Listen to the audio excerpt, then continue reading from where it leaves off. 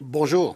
Today we are gathered here in the press gallery to shed light on the ongoing cultural genocide taking place in Tibet. What the CCP calls the Tibetan Autonomous Region, though in reality there is neither autonomy nor freedom. We are honored to welcome Sikyon Pensa Tsering, the President of the Central Tibetan Administration, known to many as the Tibetan government-in-exile, headquartered in Dharamsala, India. We also are pleased to have representatives from all three main political parties with us today. In addition, we are joined by respected expert Dr. Charles Burton, who will close out the press conference before questions from the media. This year, 2025, is one of both celebration and caution. In July, we marked the 90th birthday of His Holiness the Dalai Lama, a global leader who has always advocated for freedom and democracy through peaceful means. His message of truth, compassion, and universality continues to inspire millions, even as he remains a constant irritant to the Chinese Communist Party. Here on Canadian soil, the CCP has sanctioned Dr. Burton and the CTA, and also Tibetans. This is yet another reminder of China's transnational repression here inside Canada. On Tuesday, Canada marked Truth and Reconciliation Day, a time to reflect on the suffering of Indigenous Canadians, including the 150,000 children forced into residential schools over more than a century. They were made to surrender their culture, their language, and their beliefs. This amounted to cultural genocide. Today, the CCP has taken time and the same model and applied it in even greater intensity in both Tibet and Xinjiang. There's nearly 1 million Tibetan children that are removed each year and into these state-run schools, designed to erase their culture and their faith. This is what Sikyon Pensa Tsering is here to tell parliamentarians about and to call for collective action. Canada can no longer blindly negotiate trade deals with a nation that is committed to the cultural and religious genocide of Tibetans, Uyghurs, and the 50 other minorities inside the borders of China. Without further ado, I am honored to introduce the President of the Central Tibetan Administration, and after all, Tibet is Tibet. Thank you. Want me to speak first? Brothers and sisters of Canada, I came on Monday, and Tuesday happened to be the National Day of Truth and Reconciliation of what happened in Canada with the residential schools, with the theme of every child matters, every child do matter. And Canada has gone through these kind of experiences in your history, and you have now realized that this was the wrong thing to do. And the events that were organized on Tuesday, for me personally, it was quite relieving that the government of Canada and the people of Canada realized the truth of what happened, recognized the truth, and then tried to reconcile the indifferences or the differences that were there, and then move forward. Of course, what happened in the past cannot be undone, but we can definitely look forward to a better future. I really appreciate the Canadian government and the people of Canada for recognizing the truth and then willing to reconcile and to live in harmony with each other. But unfortunately, of course, this will also help heal the mental wounds of people who have gone through all these sufferings. Unfortunately, the same thing is happening in Tibet today. When you ask the Chinese government why colonial-style boarding schools in Tibet, and they point out to Canada and say, what did Canada do to its First Nation people, or the Americans with the natives, or the Australians with the Aboriginals and Torres Strait Islanders, or the New Zealanders with the Maoris, and even Sami people in the Scandinavian region. So what they say and what they mean is they know what these countries did, and now they are deliberately, knowingly doing it to the Tibetans to eradicate our language, our identity, all our language and religion, which forms a bedrock of Tibetan identity. Just to give you an overview, we have never, ever been subjugated by any other foreign power, including China, till Communist China invaded Tibet. And we have a very rich civilization. Tibet is located in a very strategic location in Central Asia with borders with so many countries, and we lived in peace with all our neighbors through the centuries.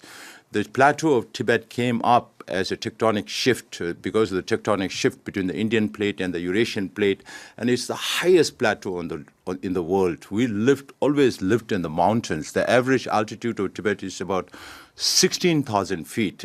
When you think about Tibet, it's not easy to come to travel to Tibet, or it's not easy for Tibetans also to travel out of Tibet. So we remained isolated for very long, but we have maintained our values. Tibetans are devout Buddhists for the last 1,300 years. We have a language that is one among the 15 oldest languages in this world today, and we have a dictionary with 223 volumes that speaks for the importance of Tibetan language. The geostrategic importance of Tibet is not only important for Tibet in that region, but for the whole region. And then the environmental importance of Tibet is also not only for the Tibetans, but for the whole region and for the whole world. And we have a culture that promotes peace and nonviolence and harmony. And these messages are manifested in the form of His Holiness to the world. Of course, we lost our country. It was a bad thing for us. But the world gained the Dalai Lama. And as Dean mentioned just now, we just celebrated His Holiness' 90th birthday. And His Holiness is one of the very few people who have been honored by the Canadian government as an honorary citizen. We are thankful to the Governor General for sending a message on His Holiness' 90th birthday, and I'm sure everybody by now knows that His Holiness has decided to continue the Ganden Podang Trust of His Holiness the Dalai Lama, who will also be responsible for choosing his reincarnations in the future, and His Holiness has also confirmed that his lineage will continue. But one thing the international community has to understand is when we talk about reincarnation, that happens only after the death of the person. So His Holiness keeps saying, I will live for another 2 decades and more. Since this Tibetan New Year, His Holiness says, I'll live up to 130 years of age. And I keep telling the Chinese, this message is for you, because you are waiting for this Dalai Lama to die. But His Holiness keeps saying that he will live long. So let us see whether His Holiness the Dalai Lama outlives the Communist Party, or the Communist Party outlives His Holiness. And I also want to leave you with this thought that some of my friends say the dragon is biting at us. So I tell them, dragon at one time was very weak. Who made the dragon so powerful to be able to bite at you? It's the United States, it's the European Union, it's Japan, it's Taiwan. All the countries who have been involved in making China for what it's today. But now, knowing that the dragon is biting at you, if you still keep feeding the dragon, then whose fault is it? I think there are plans for recalibration of relations with China by the Canadian government and improved trade relations. But if you look at the 2024 numbers, then you can see that the total trade of 87 billion, Canada exports only 30 billion and imports 57 billion. So you have a trade deficit, huge trade deficit, 87 billion. So you have a trade deficit of 57 billion with the Chinese. And with improved trade relations, now you will have to watch whether you are going to buy more from China or you're going to sell more to China, which is beneficial to Canada, not buying more from China and enriching China to carry out all the things they have been doing with Belt and Road initiatives, creating dead economies, and exacerbating the whole political situation in the region. Because of China's activities, defense expenses of all the countries in the region have increased. So China should take responsibility for this and stop its hegemonistic and colonial mindset and give freedom to its people. And in this 21st century, everybody should be able to live in dignity and in freedom, and that's all we are asking for through the middle way. We are not asking for independence or separation from China, but we are willing to live with the Chinese people. We have lived with the Chinese for centuries. Even if we don't have an Indian mythological god like Hanuman, who's supposed to have the power to lift mountains. So we don't have a Hanuman to lift Tibet out of that place and put it somewhere in the Atlantic or Pacific near Canada. Whenever we get to go back, we have to live with the Chinese. We have to live with the Nepalese, Bhutanese, Indians as our neighbors.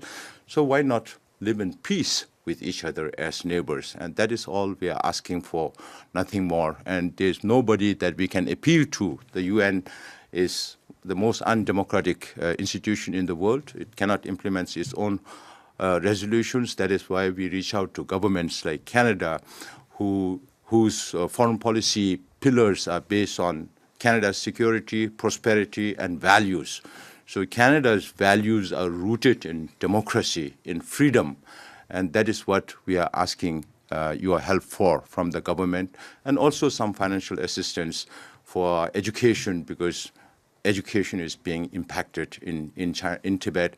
And if this goes on, the colonial-style boarding schools in Tibet goes on for another 2-3 decades, it's going to be very, very detrimental and consequential for the Tibetans, because one whole generation of Tibetans would be turned into Chinese. And that is a very, very frightening consequence that we are looking at. And since you have stopped the residential schools and are trying to make up for it, and please make sure that it does not happen in any other part of the world, including Tibet. Thank you. Oh, sorry.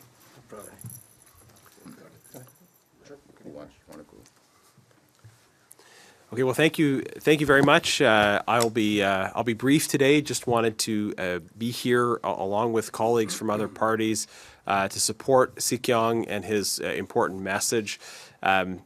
I had the honor of meeting His Holiness the Dalai Lama shortly after I was first elected in January of 2016. And what I wanted to ask him in particular was what he saw Canada's role being in this struggle for freedom and justice. What was the particularly Canadian role and contribution? And he spoke to me about how Canada can and should share from its own experience in its advocacy for human rights around the world. That is, we have experienced things, we have gone through things, we have learned things as a country over the course of our history, and we have developed responses to those things. We spoke, for instance, about how Tibetans' advocacy for a middle way approach, for genuine autonomy within the framework of the Chinese Constitution, is a proposal that is similar to the kind of federal model that we have operating in Canada, where there is measures of genuine autonomous decision-making that outside the federal government. So it is in our pursuit of truth and reconciliation, as well as in our federal structure, that we can share with the rest of the world how these experiences have made us stronger as a nation, and are things that can be learned from and used in other contexts.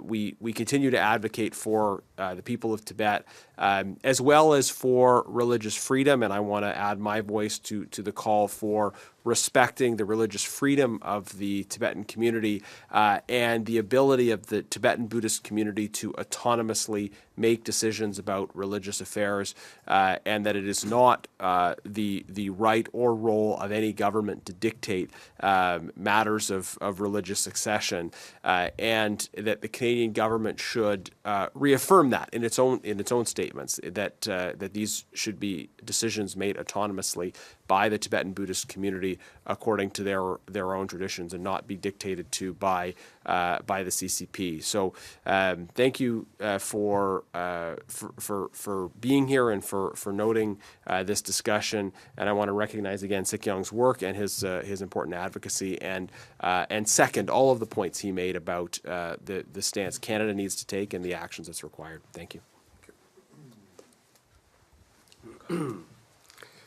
Bien, bonjour tout le monde. Aujourd'hui, je pense que c'est important comme conférence de presse.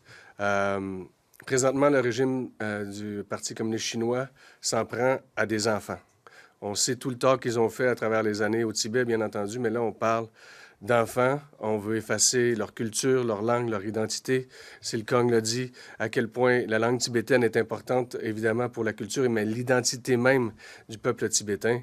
Et aujourd'hui, ce régime-là s'en prend directement aux enfants pour effacer carrément à travers une génération une culture puis une civilisation millénaire. Donc, on a un devoir ici, et malheureusement, la réponse du gouvernement présentement, elle est inquiétante. Elle est inquiétante pourquoi? Parce qu'on sent que M. Carney vise à se rapprocher de la Chine, à atténuer les relations entre les deux pays pour des raisons strictement économiques. Si on regarde présentement qui est le secrétaire parlementaire du ministre du Développement international, bien, c'est le même secrétaire parlementaire que le ministre du Commerce international. Donc, on voit présentement la vision que ce gouvernement-là a présentement en matière de droits humains et c'est très inquiétant. Je pense qu'on a le devoir, et surtout avec ce qui s'est passé dans l'histoire du Canada, on a l'obligation de réagir, de porter cette voix-là des peuples qui sont présentement attaqués de toutes parts, comme le peuple tibétain. On l'a vu, bien entendu, avec les pensionnats autochtones. On l'a vu aussi au début du 20e siècle en Ontario ou au Manitoba, alors que le français était interdit dans les écoles. Donc, on sait les résultats que ça a donné, on sait l'effacement culturel que ça a donné. Et présentement, c'est en train de se passer là. C'est documenté, c'est vu, c'est su, c'est connu. Et nous, la réponse du gouvernement, c'est de se rapprocher du Parti communiste chinois. Je pense que c'est une erreur. Aujourd'hui, ce qu'on fait, c'est un appel au gouvernement. On aimerait qu'il nous explique sa position par rapport à ce qui est en train de se passer au Tibet, ce qui est en train de se passer d'ailleurs aussi au Turkestan oriental et avec le nouveau projet de loi de Xi Jinping qui veut prendre l'exemple des écoles des Chinois, des pensionnats chinois au Tibet et au Xinjiang et qui veut prendre cet exemple-là et l'appliquer sur tout le territoire chinois aux autres minorités présentement. Et c'est un projet de loi qui est sur la table du Parti communiste chinois présentement, on en parle. Donc, il y a un sérieux problème. Il faut absolument que, oui, toute la communauté internationale soit au courant de ce qui se passe, mais elle le sait. Et il faut arrêter de fermer les yeux à partir de maintenant. Et je remercie bien sûr toute la délégation qui est venue avec nous aujourd'hui. C'est un grand honneur de pouvoir participer à cette conférence de presse. Merci.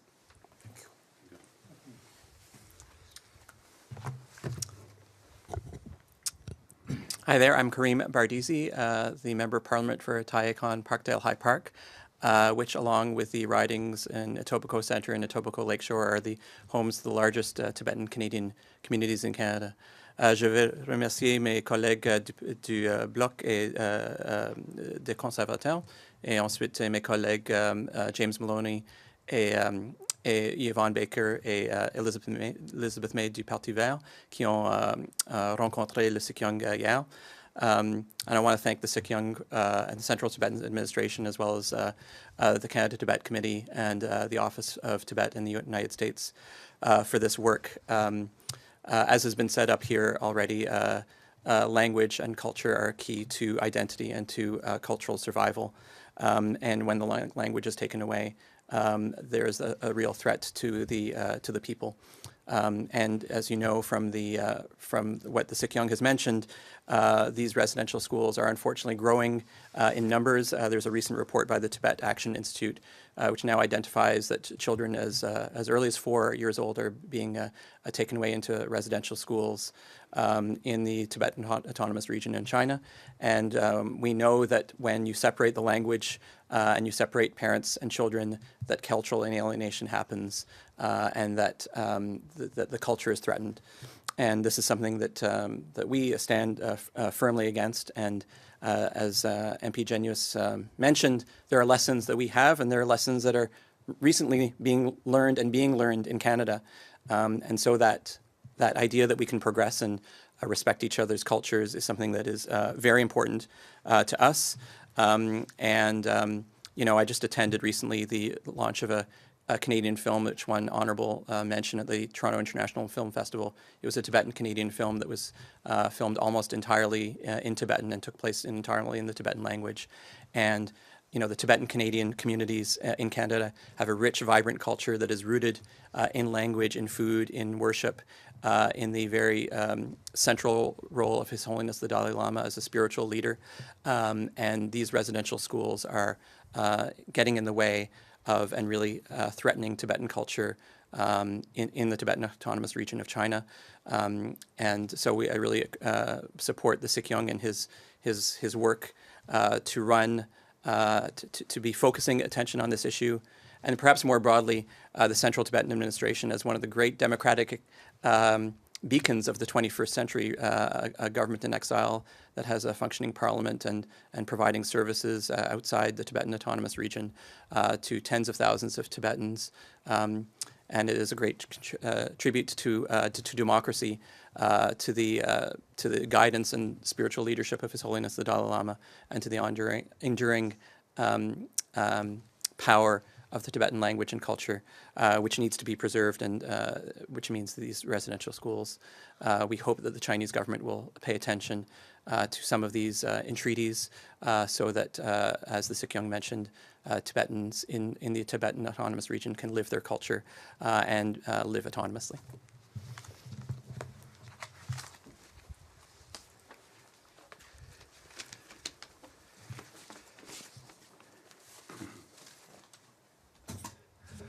Well, good morning, everybody. I'm Charles Burton. I'm a senior advisor to the Canada-Tibet Committee. It's a great honor for me to be here with His Excellency, the Sikyong of the Central Tibetan Administration, and the 3 MPs who have put considerable effort into speaking out on behalf of the Tibetan cause, and Mr. Baxendale, who has published in his Optimum Press many books allowing Canadians to better understand the nature of the Chinese Communist Party. Now, I do share Mr. Brunel Ducept's concerns about the direction that Canada is taking with regard to China, and whether our desire to seek greater access to Chinese markets to compensate for our loss of market share in the United States will mean that we will become giving tacit consent to what the Chinese Communist Party is doing in Tibet and elsewhere.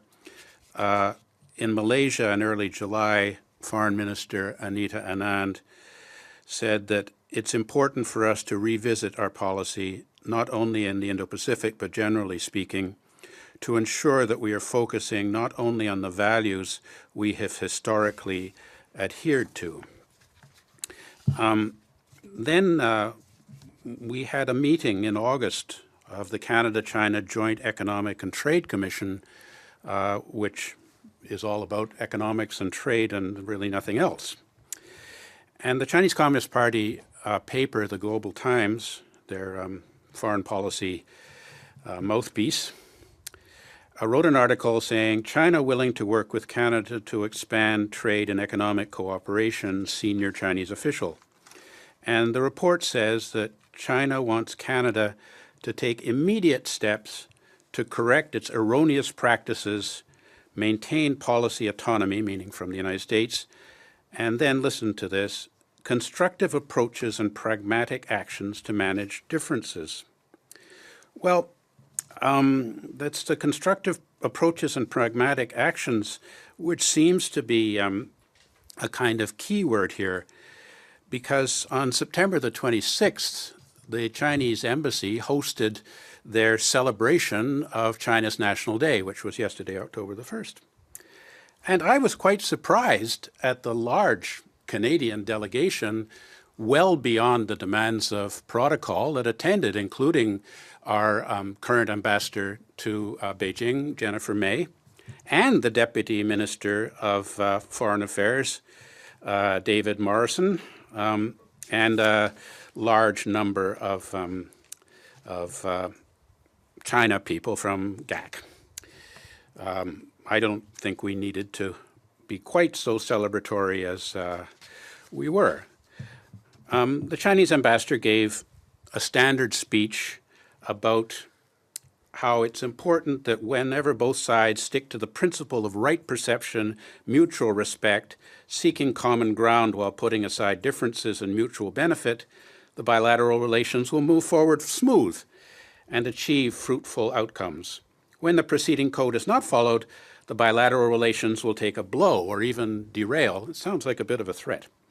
Seeking common ground while putting aside difference, 求同存异, is a standard formula for China requiring that Canada not engage on human rights, espionage, interference in Canadian democracy, or China's suppression of dissent in Hong Kong, the military threat to Taiwan, expansionist claims in the South China Sea, and on our concerns over Tibet in exchange for China promising increasing access to its vast market for Canadian commodities.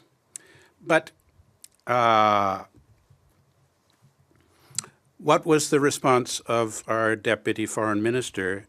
And he said, I think the warm words of the ambassador tonight have echoed those Prime Minister Carney has made, very clear that his desire to recalibrate Canada-China relations and to advance our bilateral ties in, wait for it, a pragmatic and constructive manner.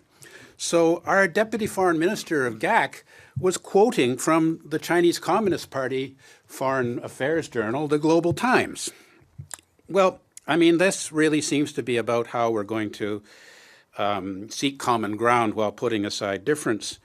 But the concern for me is, are we going to, in effect, give tacit consent for Chinese activity in Tibet? There was a statement by the governments of Britain, France, and UK about our concerns over the succession to His Holiness Dalai Lama, which Dalai Lama would Canada recognize. We were not there, nor has our Prime Minister made any direct statement on Jimmy Lai in Hong Kong, nor has he made any direct statement on the schools where the Tibetan children are losing their cultural identity in gross violation of important international covenants that Canada has ascribed to, like the International Covenant on Economic, Social, and Cultural Rights. Forget about the International Covenant on Civil and Political Rights. So I would urge our government to take a stance where we can do a cost-free, frank statement to the Chinese government that what they are doing to Tibetans in Tibet is a violation of international human rights and humanitarian rights of man, and that we ought to make clear where we stand on this. And if that means that China will buy less of our agricultural commodities, I think stressing our Canadian values is more important than a promise of short-term economic gain. Thank you very much. Thank you. That's all the time we have for this person.